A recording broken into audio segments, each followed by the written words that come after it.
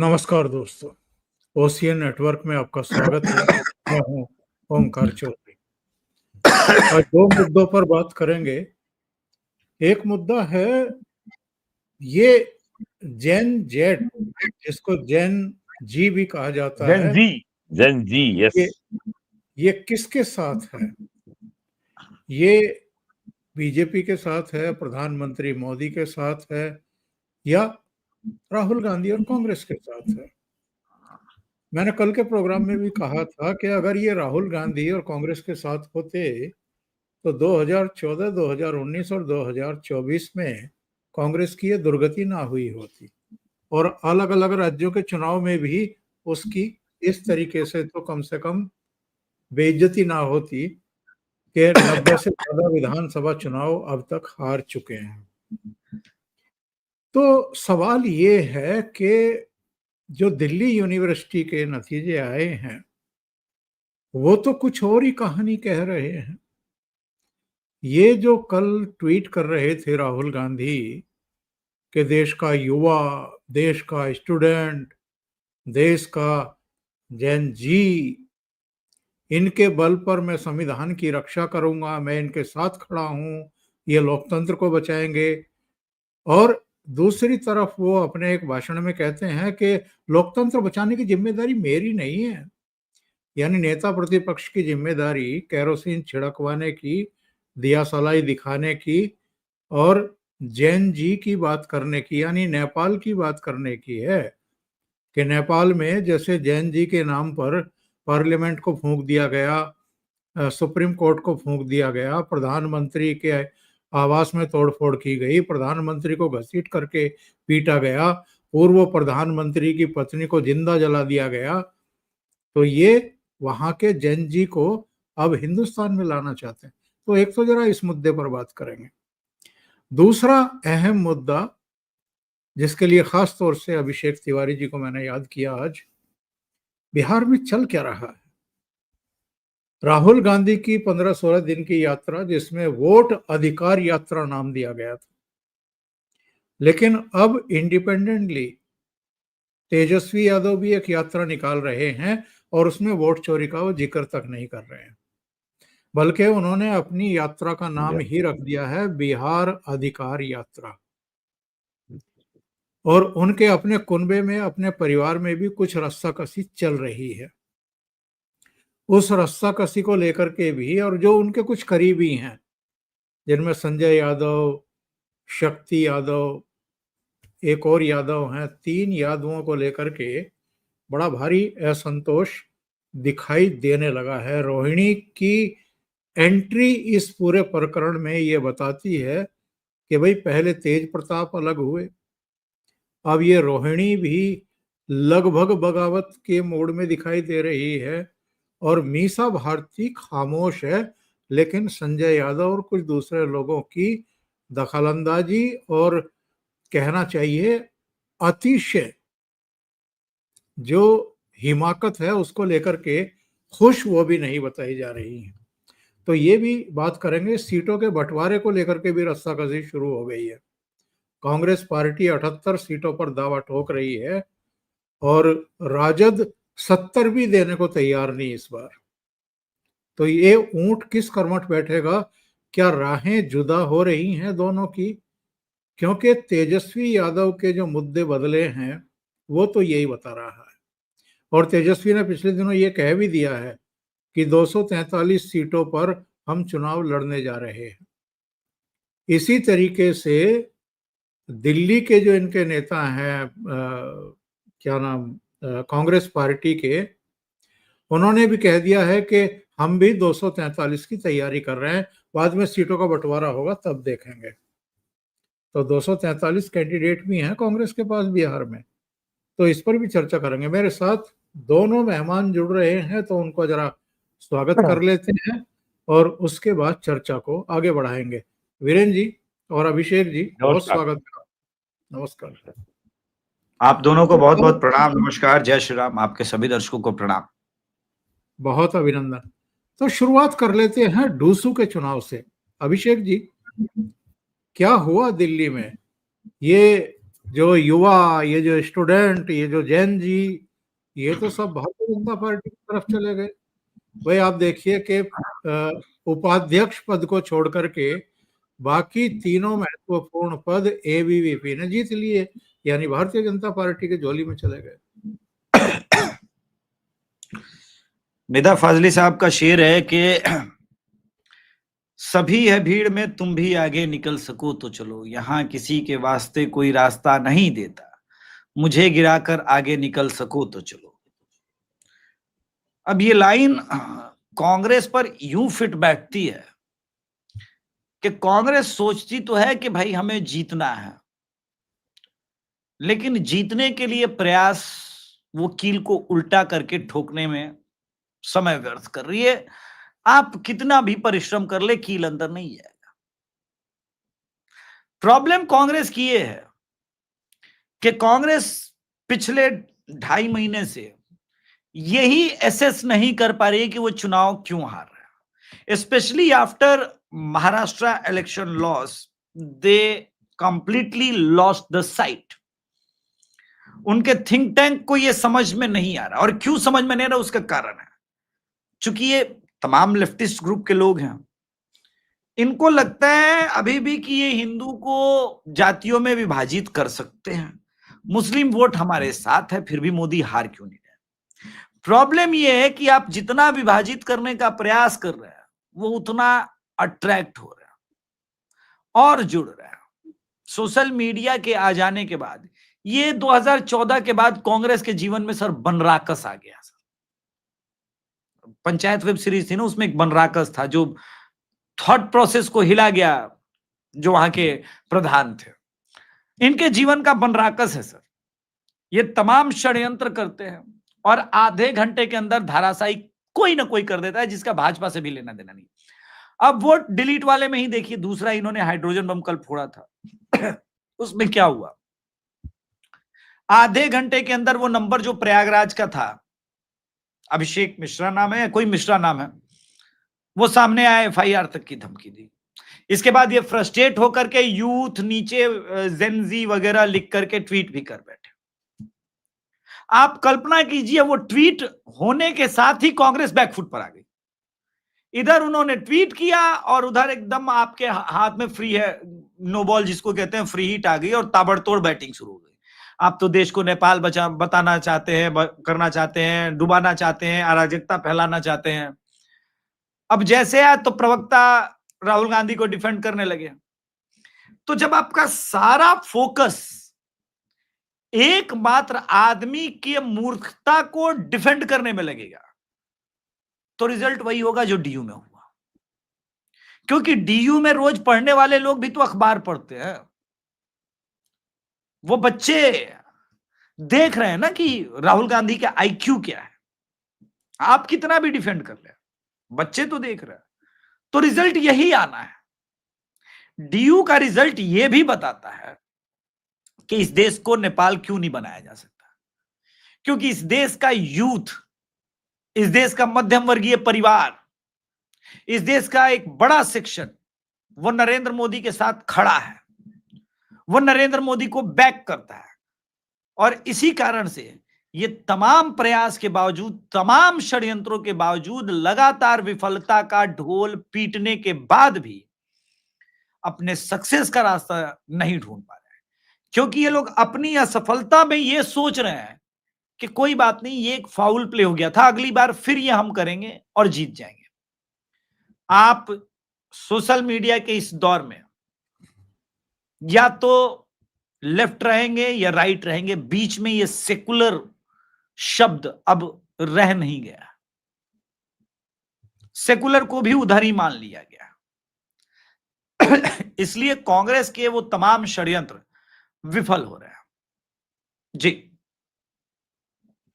वीरेन जी, नौजवान इस देश का, स्टूडेंट इस देश का, और जिसको ये जैन जी कहा गया है, जो 2012 से पहले पैदा हुआ है, ये किसके साथ है? देखिए, सबसे बड़ी बात तो ये है कि ये जो इस देश का यूथ है, जिनको बोलते हैं मिलेनियल्स, जो 2000 उसके बाद पैदा हुए हैं, they don't carry any baggage of history. इनके पास कोई ये और जो बच्चा बिहार से हो, यूपी से हो, उड़ीसा से हो, झारखंड से हो, जो दिल्ली पढ़ने आता है बाहर का स्टूडेंट, तो वो एक कैरियर बनाने का एक क्लियर एजेंडा लेके आता है। और दिल्ली यूनिवर्सिटी में जितने छात्रों को जो वहाँ एडमिशन मिलता है, उसका एक मिनिमम मेरिट है। वहाँ कोई जुगाड़ या सिफारिश नहीं चलती है। पहली बात तो ये। और दूसरी बात, ये बात याद रखनी चाहिए थी राहुल गांधी को, अभी 8 महीने नहीं हुए हैं, दिल्ली में पिछले 15 सालों में ये पिछले 3 चुनाव में बीजेपी की बेस्ट एवर परफॉर्मेंस थी। 70 में 48 सीट जीती है बीजेपी ने। तो वो सिग्नल बड़ा क्लियर था। और बीजेपी की लास्ट 10 इयर्स में बेस्ट एवर परफॉर्मेंस हरियाणा में थी, जो कि बगल का स्टेट है। बीजेपी की पिछले 10 सालों में बेस्ट एवर परफॉर्मेंस महाराष्ट्र में थी, अराउंड 132 सीट्स, ऑलमोस्ट वो हाफवे मार्क पे आ गए थे। और पिछले 15 महीनों में जो आपका पाखंड था कि आरक्षण खत्म हो जाएगा, संविधान खत्म हो जाएगा, दैट स्टैंड फुली एक्सपोज्ड। और जिस तरीके से प्राइम मिनिस्टर मोदी ने जातीय जनगणना को, ये जिस तरीके से देश को तोड़ने के लिए वेपनाइज कर रहे थे और देश में घृणा की नई लहर पैदा करने का प्रयास कर रहे थे, उसको भी प्राइम मिनिस्टर ने ब्लंट कर दिया और सरकार ने कहा ठीक है, अब जनगणना के साथ जाति की जनगणना भी होगी। तो अगर अगर केंद्र सरकार जाति जनगणना कराएगी, तो उसको सनातन धर्म को, हिंदू धर्म को, भारतीय समाज को नष्ट, भ्रष्ट और खंडित करने का जो अवसर जो राहुल गांधी ढूंढ रहे थे, वो अवसर अब नहीं मिलेगा। और पिछले 10 सालों में जिस तरीके से सरकार ने काम किया है, जिस तरीके से समावेशी इंक्लूसिव पॉलिटिक्स की है और जनता को हर उस योजना का लाभ पहुंचा है, और मैं तो देखता हूँ बिहार के लोग अब ऊब चुके हैं जाति की राजनीति से। बड़ी संख्या में यादव कह रहे हैं कि हम किसी पार्टी के गुलाम नहीं हैं। और बिहार में भी इस जो सबका साथ सबका विकास, जो 7-8 कल्याणकारी योजनाएं हैं, लोगों तक लाभ पहुंच रहा है। और सबसे बड़ी बात होती है, इट इज जो एक आपके कान में जो एक आती है विस्पर, या कोई अफवाह आती है, या कोई कान में फुसफुसाता है, उसी को धीरे धीरे बढ़ा करके हम उसको अकाट्य सत्य बना देते हैं, वही नैरेटिव बन जाता है। यही काम राहुल गांधी कर रहे हैं। अब वो फुसफुसाहट को और अफवाह को एक अकाट्य सत्य बना करके आधार पे एक नैरेटिव बनाने में अब वो पूर्णतः असफल हो रहे हैं। और इतने भारी भरकम एग्जेक्टिव के साथ वो अपनी घोषणा करते हैं कि भूकंप आएगा संसद में, फिर न्यूक्लियर बम फूटेगा, फिर हाइड्रोजन बम फूटेगा। तो वो खुद ही जो है एक ही बिकम्स ए लाफिंग स्टॉक। वो स्वयं अपने को जो है हास्य का पात्र बना देते हैं। और यही बात बिहार में भी दिख रही है। तो जो जो संदेश दिल्ली के चुनाव का है, वहां के छात्रों में ये राहुल गांधी की या किसी कम्युनिस्ट की या किसी लेफ्टी की ये कहने की हिम्मत नहीं है कि यहाँ के छात्र जो हैं सांप्रदायिक हैं और फासिस्ट हैं और बड़े रिग्रेसिव हैं और बैकवर्ड आइडियाज के लोग हैं, इसलिए एबीवीपी जीत गई। और जो सबसे बड़ी बात, राहुल गांधी को ये कोई बताने वाला नहीं था कि आप जेन जी को लेकर ट्वीट कर रहे हैं, लेकिन ये नहीं बताया कि नेपाल में पिटाई कम्युनिस्टों की हुई है। यूरोप की भाषा में कहें, यूरोप के पैटर्न में कहें तो बीजेपी राइट विंग पार्टी है, दक्षिणपंथी पार्टी है। लेकिन नेपाल में तो कोई राइट विंग पार्टी नहीं मारी गई है। सारे मंत्री जो पीटे गए हैं, सारे मंत्रियों के जो घर जलाए गए हैं, जो प्राइम मिनिस्टर पीटा गया है, वो तो सारे के सारे ओली है, प्रचंड है, दहल है, ये सब तो कम्युनिस्ट थे। वहां कम्युनिस्टों को पीटा गया है। और जिन छात्रों ने पीटा है जेन जी ने, वो कम्युनिस्ट नहीं है, वो इनसे उबे हुए हैं, इनके भ्रष्टाचार से। और जितना कम्युनिस्टों ने लूटा है और उन मंत्रियों के लड़कों ने, बच्चों ने, रिश्तेदारों ने, जो नेपो किड कहलाते हैं, कि नेपाल की यानी नेपोटिज्म, भाई भतीजावाद के जो बेनिफिशियरी हैं, उनको पीटा है वहां के लोगों ने। नरेंद्र मोदी का कौन भतीजा है जो अमेरिका में मौज कर रहा है? नरेंद्र मोदी का कौन सा दामाद है जो अमेरिका में मौज कर रहा है? एक नहीं है। कौन से बीजेपी का नेता का ऐसा बेटा है जो अरबों खरबों कमा चुका है पिछले 10 साल में? एक नहीं है। ये बात राहुल गांधी को समझ में नहीं आई, इसीलिए वो अब उनको बाद में समझ में आया होगा तुम नेपाल के बारे में ज्यादा बोल नहीं रहे हैं। और आपने देखा होगा मुझे तो यहाँ पे यहाँ जो जिहादी कम्युनिस्ट हैं वो कुछ नेपाल के बारे में बोल नहीं रहे, क्योंकि कम्युनिस्ट पीटे गए नेपाल में। मुझे वहां तो पे ये कोई भी लगता है मुझे तो ये हाँ लगता है राहुल गांधी की समझ में सब कुछ आ रहा है, हाँ इसलिए वो अब उस डगर पर बढ़ गए हैं जिस पे अब कांग्रेस के भी बहुत सारे नेता अ, अपने को ये समझ रहे हैं कि यार कहाँ फंस गए हम इस आदमी के साथ, ये पार्टी को हाँ कहाँ लेके जा रहा है।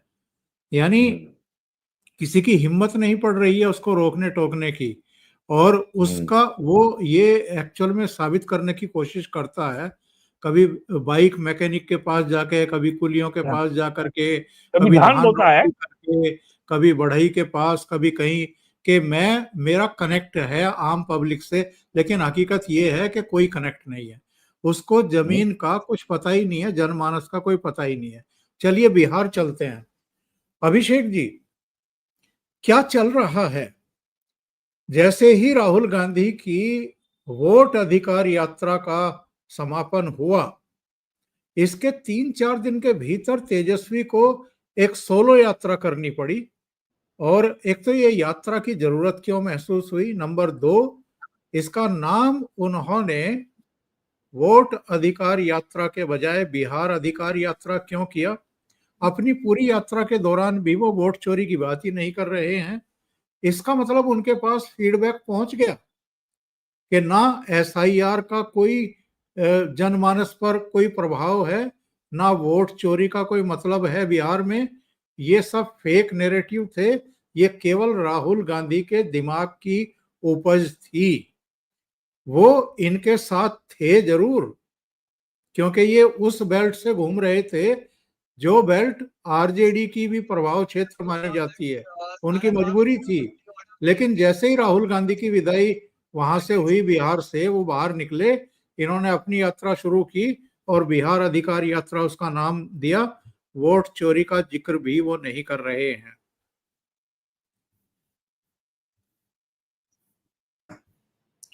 सॉरी, मेरा थोड़ा सा टॉन्सिल बढ़ा, इसलिए थोड़ी सी खांसी वगैरह आ रही है, इसलिए मैं म्यूट कर ले रहा हूं। देखिए ओमकार सर, 2-3 बातें हमने पहले भी डिस्कस की थी संजय यादव के बारे में, हरियाणा।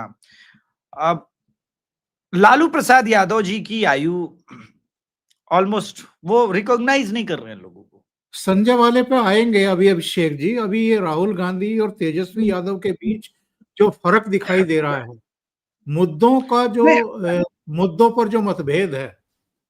वहीं आ रहा हूं, जी जी। क्योंकि उसके पीछे का ब्रेन बिहाइंड वही है। संजय यादव ने अभी हरियाणा से ही और देश के अलग अलग कोने से बुला करके लोगों को सर्वे का काम लिया था राजद के लिए, और उस सर्वे रिपोर्ट में 2 चीजें थी कि वोट चोरी कितना इंपैक्ट कर रहा है और एसआईआर कितना इंपैक्ट कर रहा है, और हम मेजॉरिटी पर हैं या नहीं। तो तीनों उनके नेगेटिव आए कि भाई वोट चोरी भी मैटर नहीं कर रहा है, एसआईआर कोई मैटर नहीं कर रहा है, और आप जीत से दूर हैं। तो जीत पाने के लिए क्या क्या करना होगा। उसमें एक और इन लोगों के सर्वे में आया कि कांग्रेस को ज्यादा सीटें देना बैगेज की तरह काम कर रहा है। जितनी अधिक सीटें कांग्रेस ले रही है, उसका स्ट्राइक रेट उतना खराब है। इसके बाद आनन फानन में तेजस्वी यादव को कहा गया कि भाई आपको तो तैयारी करनी होगी और एक अलग यात्रा निकालनी होगी, क्योंकि हमें अपना कोर वोट साधना है। कोर वोट क्यों साधना है? क्योंकि बिहार में इस बार पहली बार जो वाई कम्युनिटी है उसके अंदर डिवीजन देखा जा सकता है। बहुत उस साफ है। डिवीजन, हाँ, उस डिवीजन के कई कारण है, कई फैक्टर से, वो अलग हम डिस्कस करेंगे। वो एक पूरा शो हो जाएगा कि वाई क्यों टूट रहा है, लेकिन टूट रहा है। एम फैक्टर इंटैक्ट है, लेकिन वो इतना स्प्रेड नहीं है बिहार में। 60% मुस्लिम फैक्टर तो सीमांचल में ही समाप्त हो जाता है, 65% इनफैक्ट, और बचे हुए सीटों पे 35% वो एम फैक्टर। अब ऐसे में वाई फैक्टर भी टूट रहा हो तो ये टोटल वोट शेयर 22, 23, 24% के आसपास पहुंच रहा है। आपको गेन चाहिए 28, 29% तक तो आप जाएंगे। पहली बात तो ये। अब दूसरी बात, अभी तक सीट शेयरिंग नहीं है, फॉर्मूला नहीं है, कोई कहीं से तैयारी में नहीं है सिंबल के हिसाब से। अगर ऐसी सिचुएशन है और 10 दिन के अंदर इलेक्शन कमीशन अनाउंस कर देगा इलेक्शन के डेट्स, तो आनन फानन में एक रूट तैयार किया गया। ये रूट में पहला जहानाबाद मसौढ़ी, आपने याद, आपको ध्यान होगा कि मैं मसौढ़ी कवर कर रहा था उस दिन जिस दिन इनकी यात्रा थी, और वहीं पे इन्हीं के राजद के कार्यकर्ता रेखा पासवान के अगेंस्ट में नारे लगा रहे थे, जो मैंने ग्राउंड जीरो पे जाकर रिपोर्टिंग की थी। अब वहां पर उनका एलिगेशन क्या है सर, कि 10 साल में राजद की ये विधायिका जो है, इन्होंने खूब लूट मार किया है, खूब पैसे बनाए हैं। लेकिन प्रश्न ये है कि ये पैसे बना के दिए किसको गए, टिकट प्राप्ति होती कैसे है? तो सारा खेल जो है वो यहां पर बिगड़ा हुआ है। Rahul Gandhi and Congress party seat कम लेने को तो तैयार ही नहीं है। अगर ये 70 से तो नीचे बात ही नहीं होनी है। 70 तो हम लास्ट टाइम भी लड़े थे। ऐसे में प्रेशर पॉलिटिक्स के तहत फ्रस्ट्रेट होकर के तेजस्वी यादव से यह भी बयान दिलवा दिया गया कि हम 243 पर लड़ेंगे। बात तब भी नहीं बन रही है। और हमने 2.5-3 महीने पहले डिस्कस किया था, क्योंकि कांग्रेस का वो अध्यक्ष बदल गया है, अखिलेश सिंह अब रहे नहीं। वो राजद और कांग्रेस के बीच में बहुत अच्छे चैनल का काम करते थे, दोनों एक दूसरे का सम्मान भी करते थे, वो भी खत्म हो गया है। और इस समय पहली बार लोकसभा में, चूंकि नंबर ज्यादा है कांग्रेस का, कांग्रेस की महत्वाकांक्षा एकदम चरम पर है। कांग्रेस को लगता है उसके कारण ही राजद को भी सीटें आ गई है। बिहार में उसका जनाधार है। अब ऐसी चीज, ऐसा अगर किसी के अंदर मति दोष हो जाए, मति भ्रम हो जाए, नहीं होता रेगिस्तान में 6 किलोमीटर दूर दिखता है, अरे पूरा का पूरा तालाब दिख रहा है, 6 किलोमीटर भाग के जाओ तो फिर कुछ नहीं होता, रेत ही रेत होता है, फिर 6 किलोमीटर दूर वो दिखता है, उसको मृग मरीचिका बोलते हैं। ये जो मृग मरीचिका का शिकार हो चुकी है कांग्रेस, इसका कोई सॉल्यूशन नहीं है, क्योंकि जो टॉप मोस्ट लीडर बैठा हुआ ना, वो खुद ही इस दोष का शिकार है। वो भ्रम में जीने वाला आदमी, कल्पना के लोक में जीने वाला आदमी, और जब वही कल्पना के लोक में जीता है तो पूरी पार्टी जी रही है, जिसका प्रभाव आपको अब ये दिख रहा है। जी, मैं एक सवाल और आपसे लेकर के फिर वीरेंद्र जी के पास जाऊंगा। संजय यादव का आपने जिक्र किया, एक घटना हुई बस में, जहां तेजस्वी बैठते रहे हैं उस सीट पर एक दिन संजय यादव बैठे दिखाई दिए। वो फोटो किसी ने उतारा, सोशल मीडिया पर एक पोस्ट डाली, और उसमें उस कार्यकर्ता ने कहा कि ये सीट पार्टी सुप्रीमो के लिए ही है, पार्टी सुप्रीमो के अलावा इस सीट पर कोई नहीं बैठ सकता, ये हमें एक्सेप्ट नहीं, ये हमें मंजूर नहीं। अभिषेक जी सब जानते हैं तेज प्रताप क्यों आउट हुए हैं, संजय यादव की वजह से हुए हैं। और प्रवासी सलाहकार कहा जाता है राजद में और बिहार में इनको, क्योंकि ये हरियाणा को बिलोंग करते हैं, हरियाणा से बिलोंग करते हैं, बिहार से कोई लेना देना है सच नहीं। जब ये क्रिकेटर हुआ करते थे तेजस्वी, तो इनकी मित्रता हुई, और मित्रता ऐसी हो गई कि तेज प्रताप बिदक गए। अब उस कार्यकर्ता की उस पोस्ट को रोहिणी यादव ने एक तरीके से टैग करते हुए रीपोस्ट कर दिया। इसका मतलब उनकी भी सहमति है जो उस कार्यकर्ता ने बात कही है। तो ये एक तरीके से तेजस्वी पर अटैक हो रहा है या संजय यादव पर अटैक हो रहा है। और हमने एक और विजुअल देखा था, जरा उसके बारे में बताइए। मनोज झा मीडिया से बात कर रहे थे, पीछे से शक्ति यादव आते हैं और उनको कहते हैं मनोज मनोज, और मनोज एकदम चुप हो जाते हैं। ये जो जलवाए जलाल लालू के रास्ते पर चलते हुए तेजस्वी के दाएं बाएं हाथ दिखा रहे हैं, ये क्या गुल खिलाएगा आरजेडी में? इस स्टोरी में कई किरदार है। पहले रोनी यादव वाले फैक्टर को समझते हैं। आज उन्होंने बड़ा मार्मिक फिर से पोस्ट किया है कि वो किडनी देने जब जा रही थी, ये सारी चीजें, और पिता के लिए तो सब कुछ कहा। अपडेट ये है कि रोनी वापस सिंगापुर को चली गई हैं कल ही, और इस वक्त स्कोर 1 वर्सेस 3 है सर। मिसा भी उसी खेमे में है। हाँ, वो उसका चुप है, लेकिन नहीं, वो भी मैं बता रहा हूं आपको, ये जो संजय यादव है ये एक्चुअली फाइंड आउट तेजस्वी ने नहीं, इनको नहीं किया था।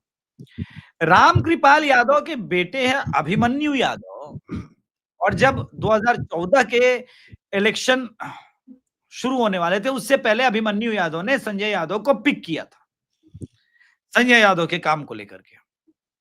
बाद में चूंकि ये चले आए यहां पर एनडीए में, बीजेपी में, तो संजय यादव तब तक तेजस्वी यादव के आसपास चलने लगा था। और फाइनली 2015 में जब चुनाव ये हुआ, इलेक्शन रिजल्ट हुआ, उसमें बहुत सारे ट्वीट्स और ये सब कुछ हैंडल मैनेज संजय यादव ही कर रहे थे। अभी एक और उनके सोशल मीडिया के ही हैं, चीकू, उन्होंने लिखा है कि सारे प्रोजेक्ट हरियाणा और बाहर वालों को मिल रहे हैं और राजद के कार्यकर्ताओं को कोई प्रोजेक्ट नहीं मिल रहा है। तो ये लड़ाई सिर्फ परिवार तक की नहीं है। एक संजय ने महाभारत दिखाया धृतराष्ट्र को, और धृतराष्ट्र अंधे थे। एक संजय आज के युग में तेजस्वी यादव को कुर्सी का सपना दिखा रहे हैं, बेच रहे हैं, और परिवार से अलग कर रहे हैं। और प्लानिंग यही है कि भाई हमको भी तो कुर्सी पे पहुंचना है। अगर एक आदमी को नंबर 1 बना के उन्होंने ही पहुंचा दिया तो वो नंबर 1 ही हो गया। दूसरा जो आपने किरदार का नाम लिया, शक्ति यादव, ये उसी टीम का हिस्सा है। शक्ति यादव भी पूरी तरह से तेजस्वी यादव के पावर सेंट्रिक हो गया।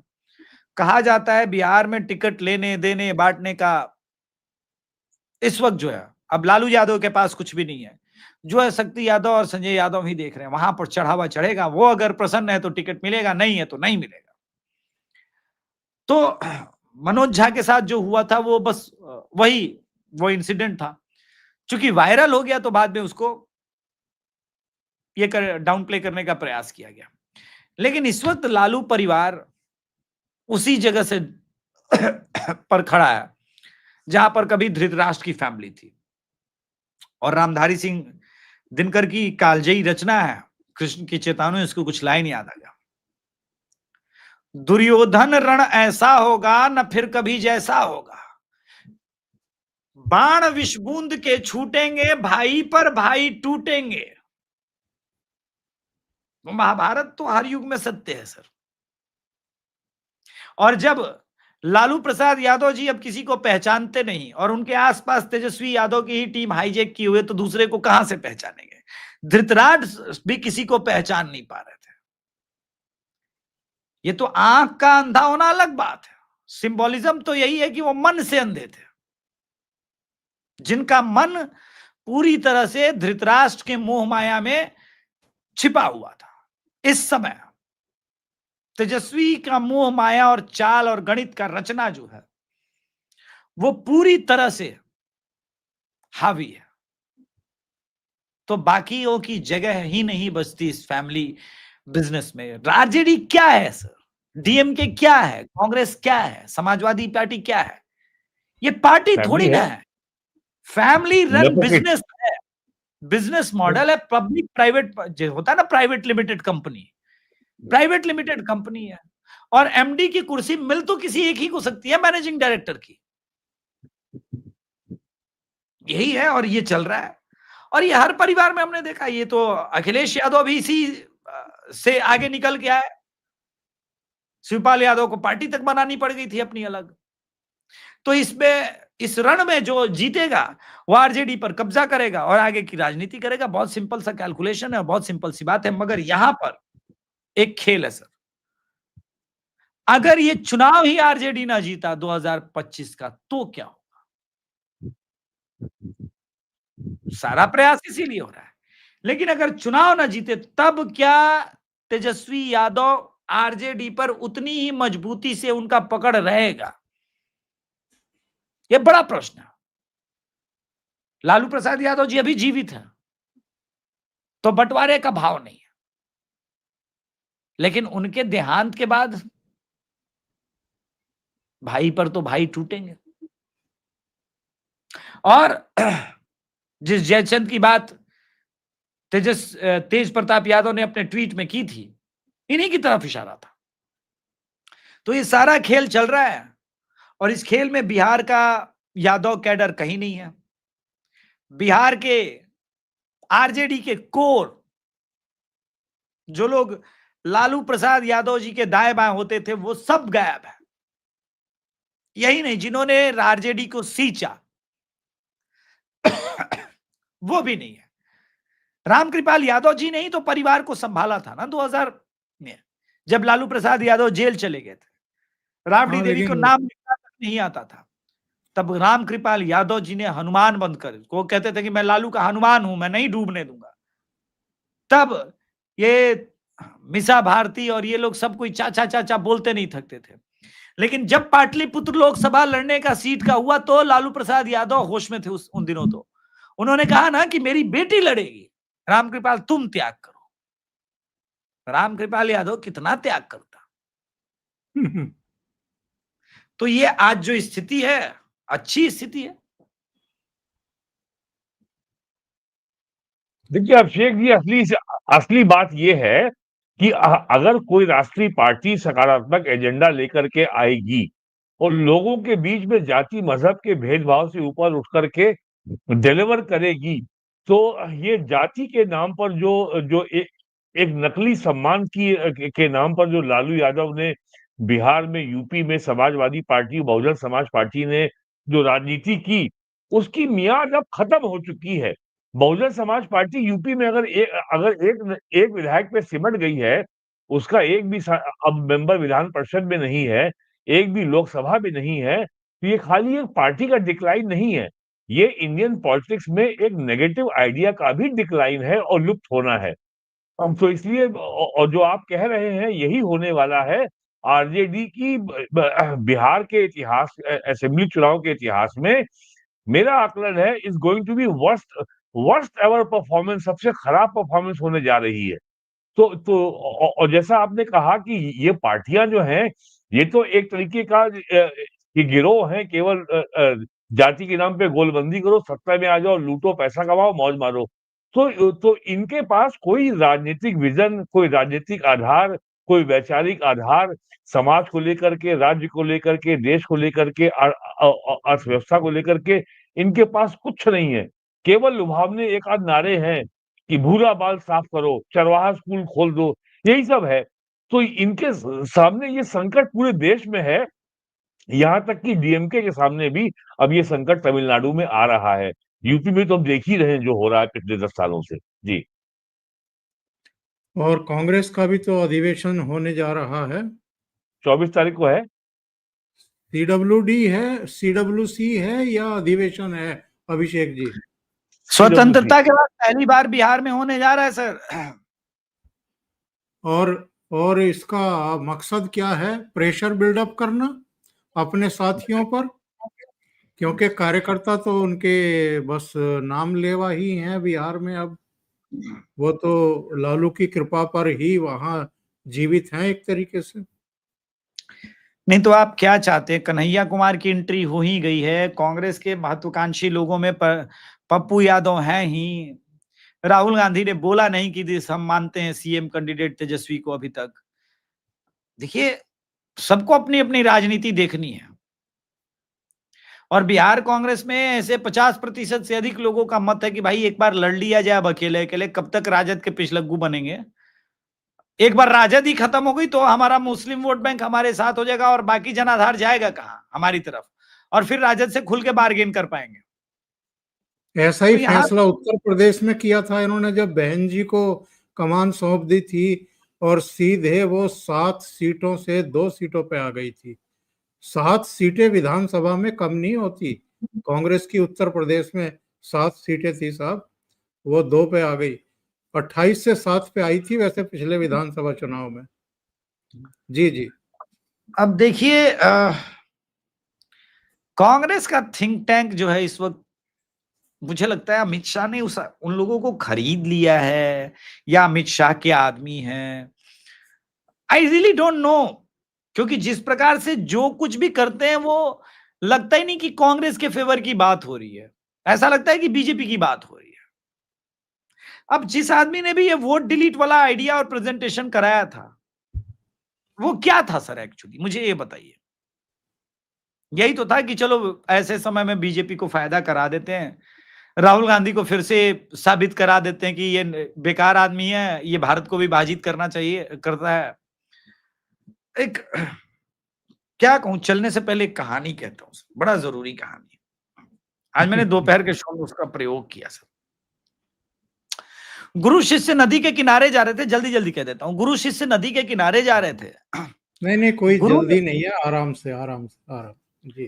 तो गुरु ने नदी के किनारे जाते जाते कहा, देखो ये नदी लंबी है, यहाँ पर महिलाएं स्नान करती है, अगर किसी महिला को स्नान करते देखो तो भगवान का स्मरण करना, क्षमा मांगना और गुरु को ध्यान में लाना।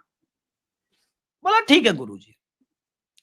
थोड़ी दूर चले ही थे कि एक स्त्री डूब रही थी।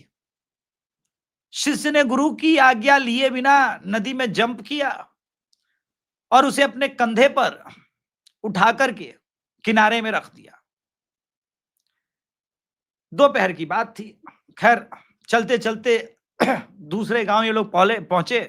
रात्रिकालीन सत्र में जब भोजन का समय था, गुरु ने कहा शिष्य से बात करते करते, आज तुमने उस स्त्री को, अर्धनग्न स्त्री को कंधे पर उठा करके ठीक नहीं किया, तुम किनारे तक छोड़ आते।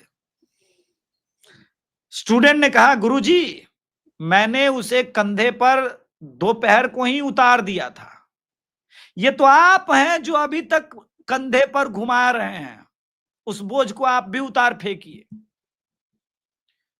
कांग्रेस पार्टी की प्रॉब्लम यही है, वो आज भी राहुल गांधी को कंधे पर, डूबते हुए राहुल गांधी को कंधे पर उठाए घूम रही है, जबकि जनता ने 2014 में ही कंधे से उतार दिया है राहुल गांधी को, पर वो मानने को तैयार नहीं है। तो जो कांग्रेस का थिंक टैंक है ना सर, वो उसी प्रकार का है जी। पर ये तो ट्रैक रिकॉर्ड है भट्ट साहब, राहुल गांधी के दिमाग में जो एक मुद्दा घुस जाता है वो आसानी से निकलता नहीं है।